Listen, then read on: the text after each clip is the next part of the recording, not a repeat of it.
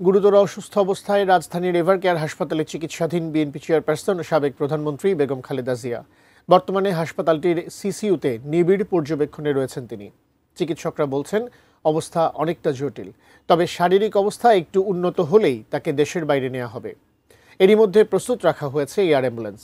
কিন্তু ঠিক কোন দেশে নিয়ে যাওয়া হতে পারে বেগম জিয়াকে, আরও জানাচ্ছেন এসআই রাজ।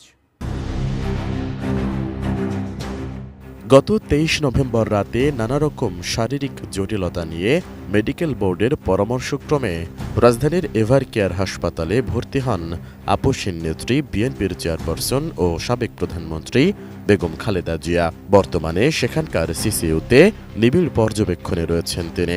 চিকিৎসকরা বলছেন অবস্থা জটিল, তবে স্থিতিশীল আছেন বেগম জিয়া। এমন অবস্থায় এখনই তাকে বিদেশে নেওয়া হবে কিনা সেই আলোচনা চলছে সর্বমহলে। এদিকে খালেদা জিয়াকে সিঙ্গাপুর বা ইউরোপে নেওয়ার প্রস্তুতি চলছে বলে জানিয়েছেন নাগরিক ঐক্যের সভাপতি মাহমুদুর রহমান মান্না। তবে এখনও বিদেশে যাওয়ার মতো শারীরিক সক্ষমতা তার হয়নি বলে জানান মান্না। শনিবার এভারকেয়ারে অসুস্থ খালেদা জিয়ার খোঁজ খবর নিতে গিয়ে সাংবাদিকদের তিনি এসব কথা বলেন। মান্না জানান, চিকিৎসকরা আশাব্যঞ্জক কোনো খবর দেননি, বরং দেশবাসীর কাছে দোয়া চেয়েছেন। তার ভাষ্য, গতদিনের মতোই সংকটাপন্ন অবস্থা। কোনো আশাবাদের কথা বলছেন না, কিছু বলছেন না, কিন্তু বলছেন গত কয়েকবারের মতো যেরকম তিনি খুবই ক্রিটিক্যাল অবস্থা থেকেও আবার ফিরে এসছেন, উনি ক্রিটিক্যাল অবস্থা থেকে স্টেবল হয়েছেন। ভবিষ্যতের জন্য দোয়া করবেন আপনারা। ওনারা আমাকে বললেন, আপনি পারলে আপনার যদি মিডিয়া জিজ্ঞেস করে তাদের মাধ্যমে দেশবাসীকে বলবেন দোয়া করতে, উনি ইনশাআল্লাহ ফিরে আসবেন। নতুন বাংলাদেশ গড়তে এলো জুলফিকার স্টিল। জুলফিকার স্টিল, ইস্পাত দৃঢ় অঙ্গীকার। অন্যদিকে বিএনপির ভাইস চেয়ারম্যান আহমেদ আজম খান বলেছেন, খালেদা জিয়াকে বিদেশে নেওয়ার সব প্রস্তুতি সম্পন্ন আছে, তবে শারীরিক অবস্থার উন্নতি ঘটলে সেই ব্যবস্থা কার্যকর করা হবে।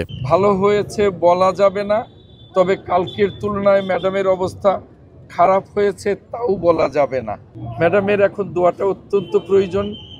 এটাই আপনাদের কাছে আশা করব যে আপনাদের মাধ্যমে, মিডিয়ার মাধ্যমে সারা দেশবাসীর কাছে যেন এই বার্তাটা পৌঁছে। এখনো সিসিইউতেই আছেন, এখনো নিবিড় পর্যবেক্ষণেই আছেন। এদিকে খালেদা জিয়ার শারীরিক অবস্থার সামান্য উন্নতি হলেই পরিবারের সদস্যরা তাকে লন্ডনে নিয়ে যাওয়ার পরিকল্পনা করছেন বলে জানিয়েছেন তারেক রহমানের উপদেষ্টা মাহাদি আমিন। শনিবার নিজের ভেরিফাইড ফেসবুক পেজে একথা জানান বিএনপির ভারপ্রাপ্ত চেয়ারম্যানের এই উপদেষ্টা।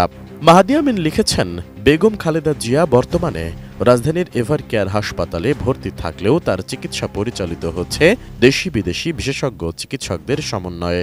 লন্ডন থেকে সার্বক্ষণিকভাবে চিকিৎসকদের সঙ্গে যোগাযোগ রেখে প্রয়োজনীয় দিক নির্দেশনা দিচ্ছেন তারেক রহমান ও তার স্ত্রী এবং খালেদা জিয়ার ব্যক্তিগত চিকিৎসক ডাক্তার জুবাইদা রহমান।